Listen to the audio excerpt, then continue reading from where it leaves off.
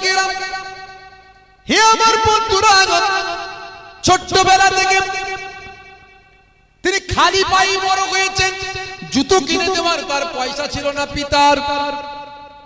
আজকে তিনি পৃথিবী বিখ্যাত ফুটবলার। বিশ্ব মিডিয়া তাকে প্রশ্ন করেছেন। প্রশ্ন করতে গিয়ে বলেন, হে মিস্টার সাদিও মানে, আপনার মোবাইলের স্ক্রিনটা ফাটা কেন? আপনি এত বড় কোটি কোটি টাকার মালিক, যার ইনকাম ভারতীয় টাকায় মাসে অন্তত 50 থেকে 70 কোটি টাকা। এক মাসে ইনকাম হলো 50 থেকে 70 কোটি ভারতীয় টাকায়। আপনি এত টাকার মালিক হয়ে একটা কম দামি মোবাইল নিয়ে ঘুরে বেড়াচ্ছেন, আবার স্ক্রিনটা ফাটা মোবাইল স্ক্রিন নিয়ে ঘুরে বেড়াচ্ছেন। হে তরুণ যুবকেরা, 1450 বছর আগের কথাগুলো আজকের প্রাসঙ্গিক। 1450 বছর আগের বক্তব্যগুলো আজকের যুগে বাস্তবসম্মত। এরই জন্য পৃথিবী বিখ্যাত বিখ্যাত ব্যক্তিগুলো আমার নবীর শিষ্য, তারা কালেমা পড়ে বিশ্ব নবীর শিষ্য, কোরআনকে তারা মান্যতা দেয়, কোরআন মাজিদ মেনে চলে, দয়ার নবীর শিষ্যত্ব গ্রহণ করে। যত ভাই আমার পৃথিবীর বিখ্যাত মানুষগুলো ইসলামের ছত্র ছায়ায় আসছে, সুশীতল ছায়াতে অবস্থান নিচ্ছে, দয়ার নবীর শিষ্য হচ্ছে, তত অ্যান্টি ইসলামেরা ইসলামের বিরুদ্ধে কটূক্তি তৈরি করছে। ইসলাম খারাপ, মানব ইসলাম ধর্ম খারাপ, কোরআন খারাপ, কোরআনে এটা বলা হয়েছে ওটা বলা হয়েছে, কোরআনের বিরুদ্ধে কুৎসা রটাচ্ছে তারা প্রপাগান্ডা তৈরি করছে, তারা মিথ্যা মিথ্যা ষড়যন্ত্র করে মানুষের কাছে ভুল বার্তা তারা ছড়িয়ে দিচ্ছে। হে তরুণ যুবকেরা, কিন্তু তারা পারবে না, কারণ সত্য সত্যই হয়। ভাইরা আমার, তরুণ যুবকেরা, ইসলাম পরধর্মে সহিষ্ণুতার কথা বলেছেন, ভ্রাতৃত্ববোধের কথা বলেছেন, মনুষ্যত্ববোধের কথা বলেছেন। ভাই আমার, তরুণ যুবকেরা আমার, অন্যের ধর্মকে সম্মান করতে ইসলাম শিখিয়েছে। কোরআন মাজিদ স্বয়ং বলেছে, লাকুম দীনুকুম ওয়ালিয়া দিন, তুমি তোমার ধর্ম পালন করো, আমাকে আমার ধর্ম পালন করতে দাও। তোমার ধর্ম তোমার কাছে, আমার ধর্ম আমার কাছে। ইসলাম শান্তির কথা বলে। যারা কোরআন মাজিদ এবং নবীর জীবনী ভালো করে ব্যাখ্যা করেছে, জেনেছে, পড়েছে, বুঝেছে, তারা জানে কোরআন এবং ইসলাম দয়ার নবীর হাদিস কখনো হিংসা বিদ্বেষ ছড়ায় না, মানুষকে ভালোবাসতে কোরআন শেখায়।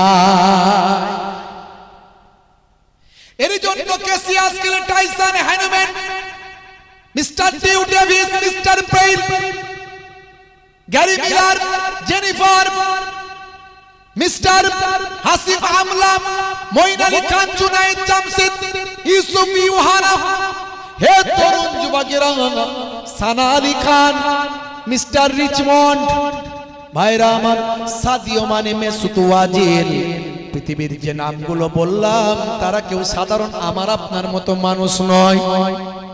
যে নামগুলো আমি বলে ফেললাম কতগুলো, এই নামগুলো কিন্তু আমার আপনার মতো মানুষ নয়। এরা হলো পৃথিবী বিখ্যাত বিখ্যাত ব্যক্তি।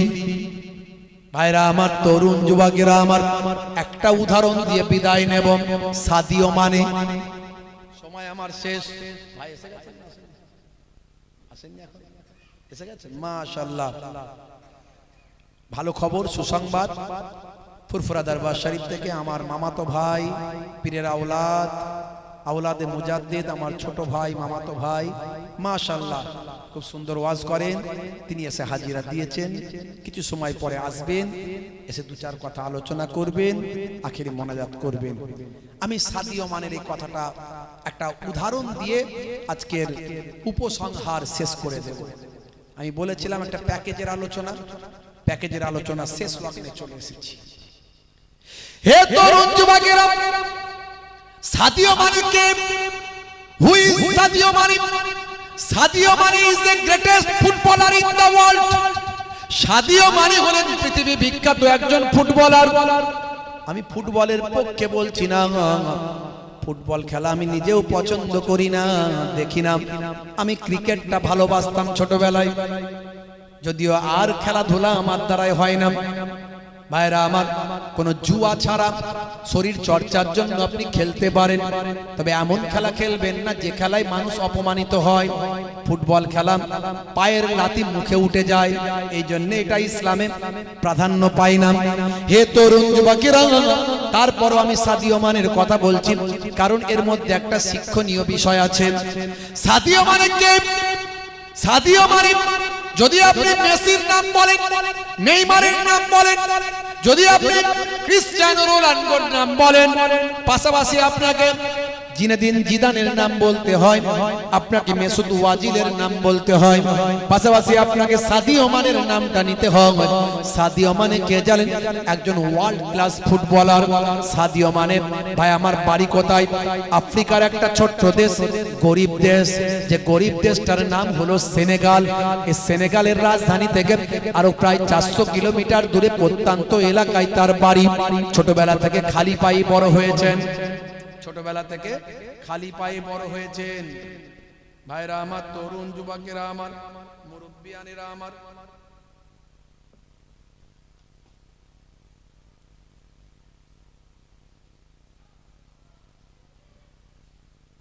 ঠিক আছে। হে জওয়ান যুবকেরা, হে আমার বন্ধুরা, ছোট্টবেলা থেকে তিনি খালি পায়ে বড় হয়েছেন। জুতো কিনে দেওয়ার তার পয়সা ছিল না পিতার। আজকে তিনি পৃথিবী বিখ্যাত ফুটবলার। বিশ্ব মিডিয়া তাকে প্রশ্ন করেছে, প্রশ্ন করতে গিয়ে বলেন, হে মিস্টার সাদিও মানে, আপনার মোবাইলের স্ক্রিনটা ফাটা কেন?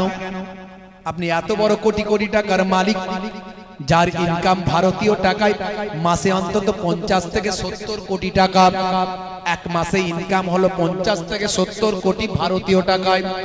আপনি এত টাকার মালিক হয়ে একটা কম দামি মোবাইল নিয়ে ঘুরে বেড়াচ্ছেন, আবার স্ক্রিনটা ফাটা মোবাইল স্ক্রিন নিয়ে ঘুরে বেড়াচ্ছেন। সেই সময় সাদিও মানে বলেছিলেন, হে বিশ্ব মিডিয়া শুনে রেখে দেন, আমি হলাম একজন মুসলিম, শুধু তাই নয়, আমার পিতা হলেন একজন ইমাম সাহেব। জোরে হবে না? আমার মধ্যে নবীর আখলাক আছে।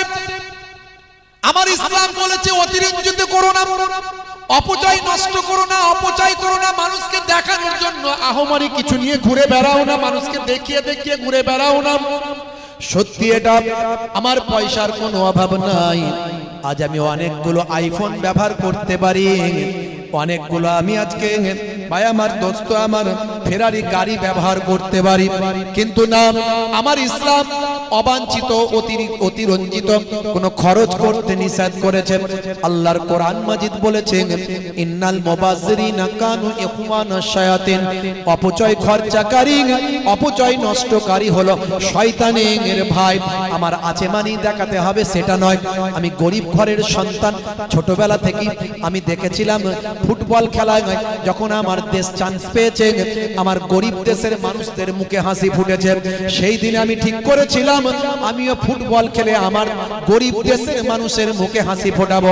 তারপর থেকে আমি বল পায়ে নিয়ে ঘুরে বেড়াতাম, খালি পায়ে আমি বল খেলতাম। জুতো কেনার আমার পয়সা ছিল না, বলটা খেলতে খেলতে পায়ের সঙ্গে চম্বুকের মতো করে ফেলেছিলাম।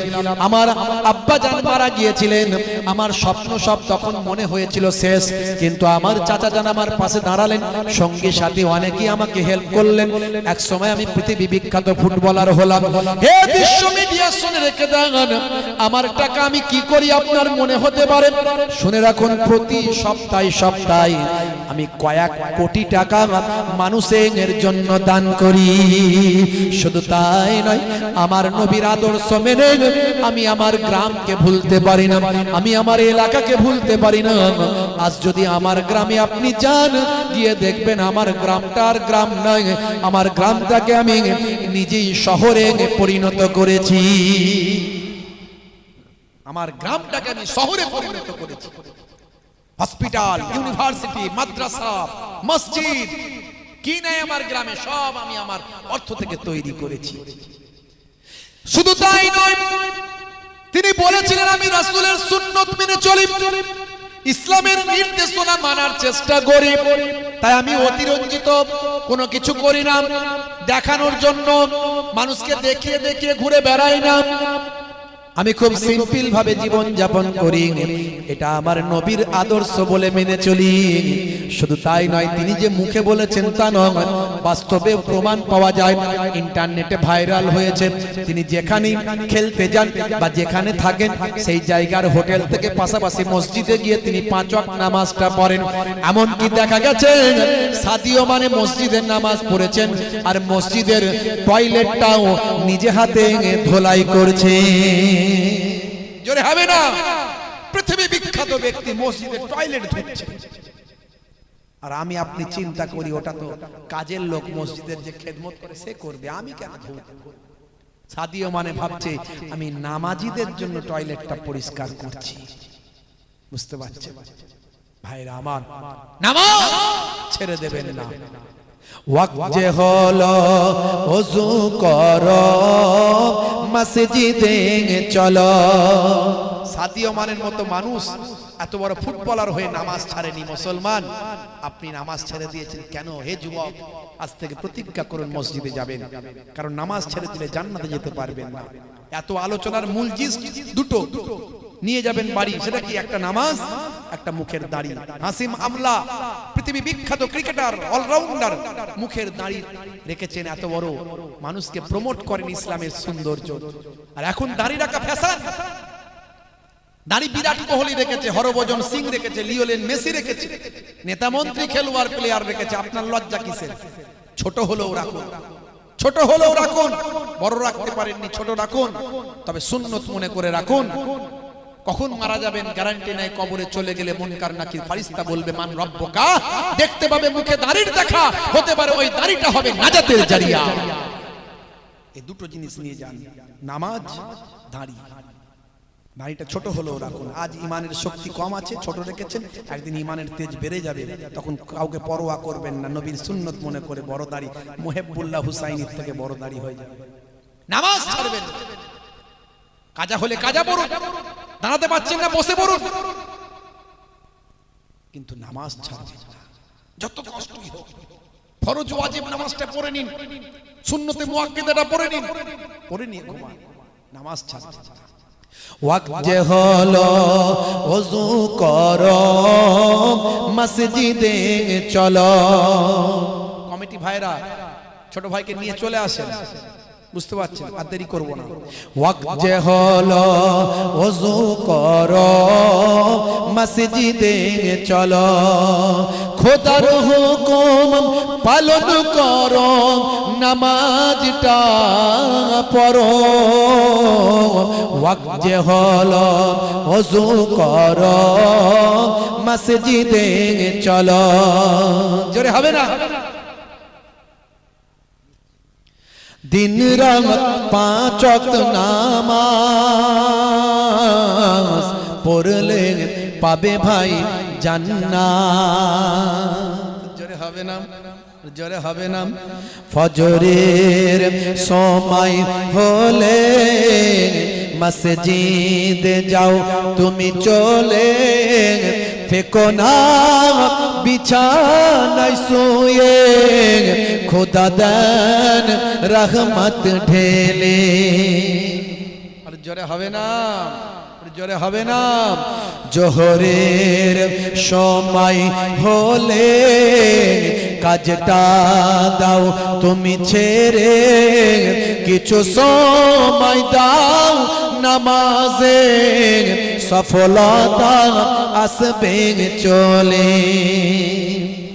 মাগরিবের ওয়াক্ত আসিলে মসজিদে যাও তুমি চলে, কবরের আযাব থেকে মুক্তি প্রভু দেবে। ওয়াক্ত যে হলো ওযু করো মসজিদে চলো, খোদার হুকুম পালন করো, নামাজটা পড়ো। ওয়াক্ত যে হলো ওযু করো মসজিদে চলো, দিন রাতে 5 ওয়াক্ত নামাজ পড়লে পাবে ভাই জান্নাত। জোরে হবে না, নারী দেখবে। কারা কারা নামাজ পড়বেন হাত তুলে দেখেন তো দেখি। ইনশাআল্লাহ যারা নামাজ পড়ে মরবে না নাকি? যারা হাত তুলছে না তারা কি মরবে না? জোরে হাত তোলেন, নারী দেখবে। এই হাত তোলেন, কি বিপদ রে ভাই। মাশাআল্লাহ মাশাআল্লাহ।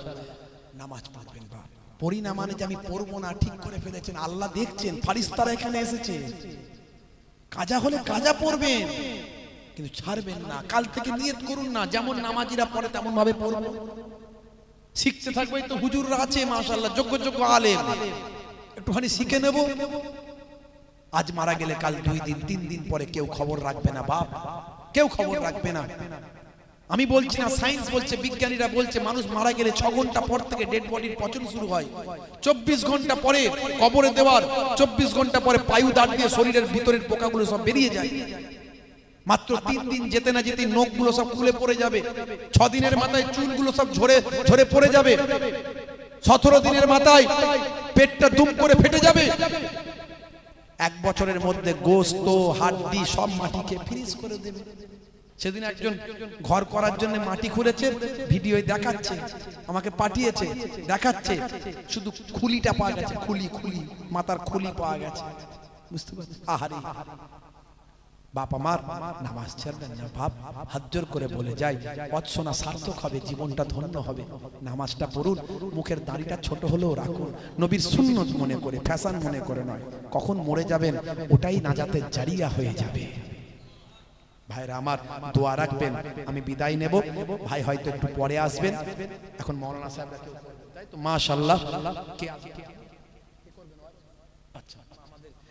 সভাপতি সাহেব, আজকে জলসার সভাপতি সাহেব জনাব হযরত মুহতারাম মাওলানা হাবিবুর রহমান সাহেব, তিনি ওয়াজ নাসিহাত কিছু সময় করবেন। তারপরে মাশাআল্লাহ আমার ছোট ভাই, পীরের আওলাদ, আওলাদে মুজাদ্দিদ ফুরফুরা দরবার শরীফ থেকে তিনি এসেছেন। মাশাআল্লাহ আমার ছোট ভাই, তিনি আসবেন। ছোট হুজুর কেবলার পৌত্র, আমি নাতি, উনি পৌত্র। মাশাআল্লাহ খুব সুন্দর আলোচনা করেন। আপনারা সকলে ওয়াজ শুনে আখেরি মোনাজাত নিয়ে যাবেন। জলসাটাকে কায়েম রাখবেন, অনেক উপকার আছে বাপ। জলসাটাকে কায়েম রাখবেন। আল্লাহর ওলিরা প্রত্যেক নিজের নিজের ঘরেতে জলসা কায়েম করেছেন। বুঝতে পারছেন কেন জানেন? তার মর্যাদা তারা জানে। এই জলসাটা করতে গিয়ে ইয়ং ছেলেরা অনেক কষ্ট করে, একটু সহযোগিতা করবেন। তাদের মনগুলো যেন ভেঙে না যায় চেষ্টা করবেন। তারা হয়তো ঠিকমতো নামাজ পড়ে না, তাদেরকে বলবেন এই তুই নামাজ পড়িস না, তুই জলসা করে কি হবে, জলসা দিতে হবে না, গান বাজনা দে। কথা বললে মনটা ভেঙে যাবে। বলতে হবে বাবু জলসা দিচ্ছিস, ভালো জিনিস, খুব সওয়াবের কাজ করছিস, তাই বাবা 5 ওয়াক্ত না পড়তে পারিস নামাজটা 2 ওয়াক্ত 3 ওয়াক্ত করে আয়, মসজিদে আয়, চ বাবা। হ্যাঁ, একটু ভালোবেসে বলবেন, দেখবেন ছেলেরা নামাজি হয়ে যাবে, আপনার সওয়াব আল্লাহ দেবেন। একটু মানুষের সঙ্গে হাসি মুখে কথা বলবেন, হাসি মুখে কথা বললেও সওয়াব। বুঝতে পারছেন ভাইরা আমার? যাই হোক, 2-4টা কথা বললাম।